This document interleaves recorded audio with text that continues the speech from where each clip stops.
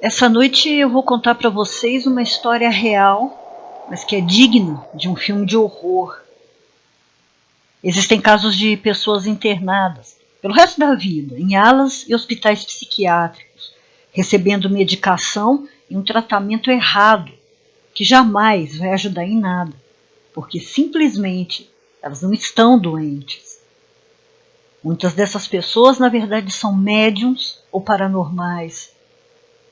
Já por outro lado, há aqueles que de fato têm sérios problemas psiquiátricos e que são tratados como possessão demoníaca.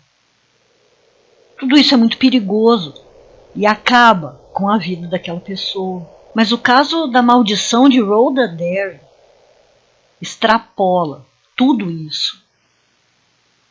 Mas antes, se você ainda não é paciente desse sanatório, se inscreva e se enterre. Aqui eu conto histórias reais de terror, horror e também de crimes. Ative sempre o sininho das notificações e deixe o like. Esse canal existe para cuidar de bichinhos que foram resgatados das ruas e que hoje moram aqui com a gente. Ring around the rosy. Boa noite.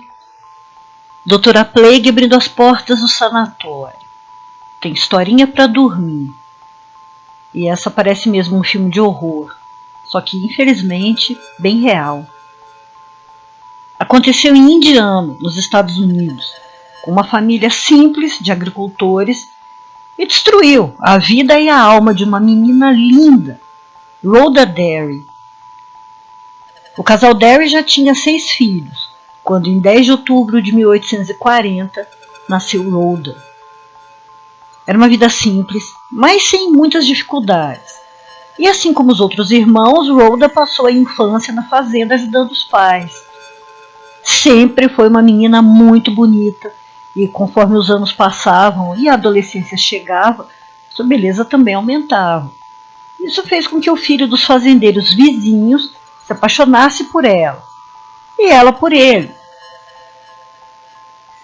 Nesse momento, o destino de Rhoda Derry tinha sido selado. Os vizinhos eram uma família de fazendeiros riquíssimos. E enquanto os dois se encontravam em segredo, o romance era um sonho para os dois, que iam fazendo planos para um futuro juntos. Mas o segredo foi descoberto. A mãe do rapaz, que já desconfiava, não demorou muito para pegar os dois juntos. Por algumas vezes ela proibiu o filho de se encontrar com Rhoda, mas claro, ele não obedeceu. E cansada da desobediência e morrendo de medo que o filho acabasse fugindo para se casar com a moça, decidiu falar diretamente com ela. Não foi uma conversa nada amigável, nem nada normal. A megera disse à menina que se ela não se afastasse, iria lançar nela uma maldição terrível, fazendo um ritual e pedindo ao próprio diabo por sua desgraça. É claro, Rhoda ficou assustada, mas ainda assim se arriscava a continuar se encontrando com o menino. Estavam fazendo planos de fugir para poder escapar das famílias. Mas isso nunca aconteceria. Alguns dias depois da conversa com a mãe do namorado, Rhoda adoeceu. Passou alguns dias de cama, com febre e calafrios, e quando aparentemente se recuperou, não era mais a mesma. Estava agindo de forma estranha, se assustava com tudo, tinha pesadelos e acordava assustada no meio da noite. Em uma dessas madrugadas, ela já na cama pediu que sua mãe ficasse com ela até que adormecesse, porque já tinha medo até de dormir. Foi quando de repente deu um pulo, apavorada, se levantou e começou a correr pelo quarto, dizendo que algo queria pegá-la, e se pegasse, iria machucá-la muito. Ela falava para a mãe que via luzes e demônios. E depois disso ficou ainda mais perturbada. Quase não comia, passava os dias com um olhar perdido e vazio. E adoecia cada dia mais. As noites eram de pesadelos e gritos. Às vezes tinha ataques de fúria, em que mostrava uma força descomunal.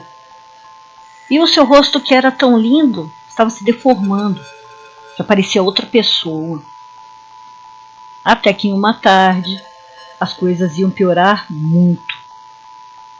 Rhoda estava sentada à mesa do jantar com a família, quando uma força invisível arrancou Rhoda da cadeira e bateu seu corpo várias vezes contra a parede com uma violência inacreditável. É claro, ela ficou muito machucada e a família apavorada. Ela se tornou agressiva, nervosa, começou então a sair para as ruas sem rumo e a atacar violentamente os mendigos porque acreditava que eles eram demônios. E sem saber o que fazer, os pais acabaram trancando a menina em um quarto.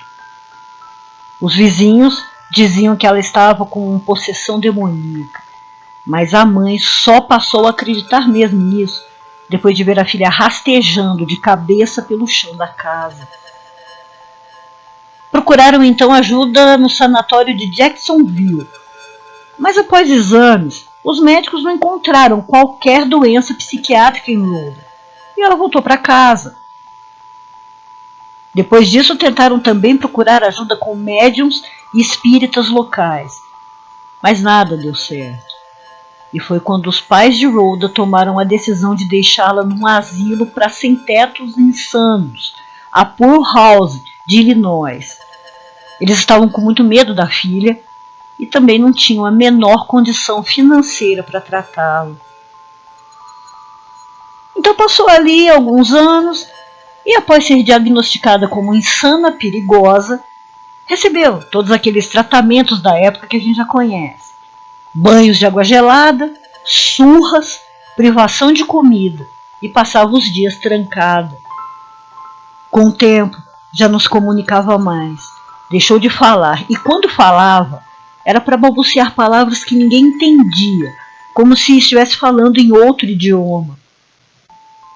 Cada vez mais violenta, sempre machucava a si mesma, como se não sentisse mais dor. Por isso foi trancada numa cela, e por 2 dias os enfermeiros ouviam gritos e pancadas, até que tudo ficou silencioso. Só que ao abrirem a porta, ela estava desmaiada em uma poça de sangue e seu rosto irreconhecível. Segundo o próprio enfermeiro que a encontrou, ele disse que o rosto de Rhoda era um coágulo de sangue. A moça já tinha também tentado várias vezes atacar e matar outros pacientes e as enfermeiras. Ficou muito perigosa. E justamente por causa desse comportamento, foi colocada em uma gaiola minúscula, chamada de berço de Utica, cheia de palha. E quem cuidava dela eram os outros doentes, já que os enfermeiros tinham medo. E durante esse tempo, as pernas de Rhoda começaram a crescer, muito além do normal. Nunca se soube se isso aconteceu por uma síndrome, um problema genético, uma doença, ou se teria vindo junto com um pacote de maldição. O fato é que em alguns anos seus joelhos já tocavam as grades da jaula e ela não se mexia mais. Suas pernas ficaram deformadas e a metade de baixo do corpo estava paralisada. Depois disso, trocaram a gaiola por uma caixa de madeira com furos para ventilação. E por esses furos, além de pouco ar, também entravam ratos e baratas, que ali mesmo faziam seus ninhos. Quando entrava em surto, Rhoda batia o rosto violentamente contra a caixa, o que a deixou irreconhecível e a fez perder todos os dentes da frente. Como tinha as unhas muito compridas e se coçava muito, machucou tanto seus olhos que acabou ficando cega e com o tempo também perdeu a capacidade de falar. Esse inferno durou 40 anos. Até que em 1904 o Dr. George Zeller visitou o asilo e encontrou a jaula de Rhoda. E o homem ficou possesso, mas nesse caso foi de raiva mesmo, pelo que viu, e ordenou que tirassem ela de lá imediatamente. Seu estado estava tão debilitado que foi preciso destruir a caixa para poder retirá-lo. E, como um verdadeiro anjo, Dr. Zeller a levou para o sanatório Bartonville. Aliás, a gente já falou sobre ele e o vídeo eu deixei aí no card. Nesse sanatório ele tinha permissão para usar um tratamento diferente de todos os outros lugares. Eram técnicas que eram rejeitadas por outros psiquiatras. Ele conversava com os pacientes, os deixava soltos, os levava para passear. Era um tratamento digno. E só aí Rhoda conheceu finalmente o que era ser bem tratada. E até aprendeu a andar à sua maneira, arrastando-se pelos corredores, já que o tempo na gaiola tinha impossibilitado para sempre suas pernas. Ela passou a acompanhar o Dr. Zeller no cuidado de outros pacientes e se tornaram grandes amigos. O doutor pediu e recebeu a permissão para cuidar dela até o último dia de sua vida. Mas Rhoda continuava a ter as visões e às vezes voltava também com os ataques de fúria. Mas o Dr. Zeller conseguia acalmá-la com sedativos e com conversa. Em um dos momentos de lucidez, Rhoda confessou ao médico que o que a perseguia e a machucava era uma coisa que tomava a forma de um duende, que ela deu o nome de Old Scratch. E foi em 1906, quando a maldição de Rhoda Derry se mostrou ainda pior. Ela sofreu um ataque de epilepsia que misteriosamente se prolongou por muitas e muitas horas. Ficou muito violenta e nenhum sedativo fazia efeito. Depois de muito tempo nesse estado, e aproveitando que o Dr. Zeller não estava presente, o médico optou em acabar com aquilo de vez, cortando a garganta de Rhoda e colocando no atestado de óbito que a causa da morte foi suicídio. Rhoda Derry foi assassinada em 9 de outubro de 1906, um dia antes do seu aniversário, aos 65 anos. Completamente arrasado, o Dr. Zeller mandou que ela fosse enterrada no Hospital Peoria State, em Bartonville, e ele mesmo escreveu seu epitáfio. Abre aspas. Eles construíram esse lugar para que nenhum outro ser humano sofra o que você sofreu. Você nos ensinou a amar e sentir compaixão pelos menos afortunados. Que você encontre paz e calor nos braços de Deus. Fecha aspas. Alguns anos depois, provavelmente atormentados pelo remorso, 2 dos enfermeiros que estavam aquela noite ajudando a conter Rhoda confessaram tudo, mas ninguém foi preso, sequer interrogado. Muitas pessoas relataram que antes da demolição da clínica eram vistos muitos pacientes já mortos pelos corredores, pelos jardins e pelo cemitério.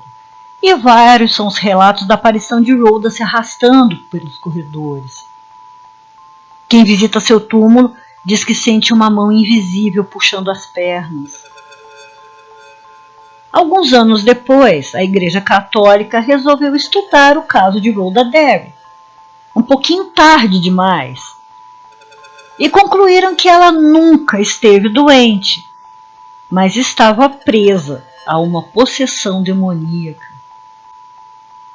E eu espero que a alma da mulher que lançou a maldição em Rhoda esteja enfrentando um suplício 1000 vezes maior do que ela causou. Logo eu volto com mais uma historinha para dormir. Doutora Play fechando as portas do sanatório. Boa noite.